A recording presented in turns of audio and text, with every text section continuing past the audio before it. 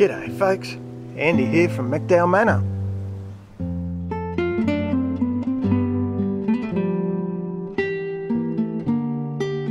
You can see the absolute mayhem that Percy's causing as he digs. Oh, look over there, there's a bloody great hole over in that corner there. He's tearing the place apart. I'm hoping I can net the bugger and relocate him. It's a reserve. So yeah, he's just causing havoc all through this front, the little bugger. He's not even good looking, the poor fella. Here's another set of gardens that Percy's been hoeing into. You can see those spikes, all those little pungy sticks everywhere. They're bamboo skewers designed to keep Percy out. Kind of works, kind of doesn't. Reasonably well. Unfortunately, it suffered a random Percy attack over in this corner here. So I've probably lost a few bits and bobs out of there. Tuber garden, which is getting massacred by damn Percy the bush turkey. So up on top of the chicken coop there, you can see a rat bait. Now in the last 2 weeks I've done over 12 rats. I don't like baiting anything, but even rats included. But they were doing, between them and Percy, they were demolishing this poor bloody aquaponics bed so badly I simply had to deal with it. Now I'm not convinced I've got them all, even though I've got 12.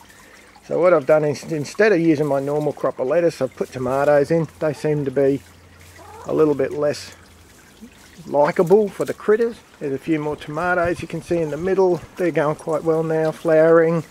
Hopefully I've got the worst of the rats, because I noticed on this little bloke up here, I doubt you can see them. No, yeah, I can see one. There's actually a couple of tomatoes, little tiny tomatoes on there. They get massacred as soon as a rat finds them, so hopefully they won't find those ones and I've killed the worst of the rats. If you can see that tiny little, can you see it? Yeah, I think you can see it. Tiny little twig there, that's what's left of one of the big Cancon cuttings. Damn rats. I reduced the duckweed, which my main hope was that would be used as fish food. Well, the sad news, folks, is the fish don't really dig on it that much. So I've reduced that from 4 containers to 2 containers, and that's the place I get to do the lovely job of picking out the dead rats from. They get real thirsty when they take bait and end up dead in there. That's great. So the little constant flow beds have suffered the same fate as the big bed, you know, between Percy digging in there. He had a random attack on the chives down this end. The bugger, they were all out, balls strewn all over the place. So that's been, I've put a little bit extra tomato in. I've got a couple of other tomatoes that seem to be coming on, which is pretty good. The chives up this end, which I use quite a lot, seem to have escaped the worst of it. So I thought I'd give you a practical look at this loveliness that I get greeted with. You can see there's 3 poor old rats dead in there floating. And in the other one I can see another one down there, so that's, and potentially another one over there. We'll do a count again in a minute, but that's kind of disgusting. I scoop them out, throw them in a plastic bag, and they go in the garbage. I've also replanted the tomatoes that Percy dug out for me. He snapped 2 out of 3 off. Doesn't eat them or anything, just snaps them. What a pain, Percy, you're a pain. Did some more turkey damage. He's dug in that little constant bed on the end there again. I put those chives back in yesterday. They're throwing out with all the clay balls, so we'll have to fix that this morning as well. Bloody Percy, I'm going to have to make a move on this, aren't I? I'm going to have to get serious, folks. So the eventual tally was only 4, not 5.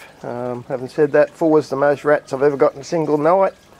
And I didn't want you thinking when I said I scooped them out that I used my hands.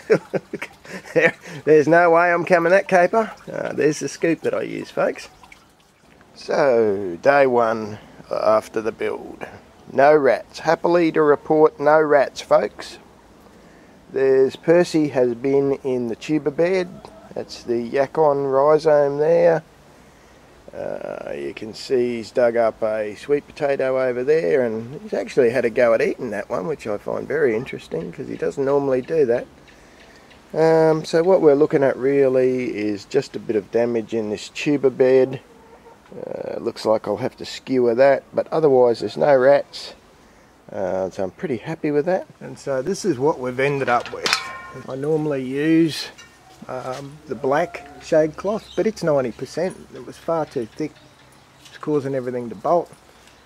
So I've used the 50%, and I'll come around and give you a closer look at that. So that's attached all the way around, that wire in the front so I can get in and out easy without Percy getting in and out easy. Should be pretty effective, I think. It's gone for a couple of days now. I haven't had anything digging in the aquaponics bed. It's already starting to spring back, which is bloody fantastic. And there's also no damage to the Kangkong cuttings that I've put into the aquaponics bed. Looks like Percy stayed out of here post reconstruction, which is great. So on day one I'm feeling pretty cocky. Be interesting to see how we go on day two, eh?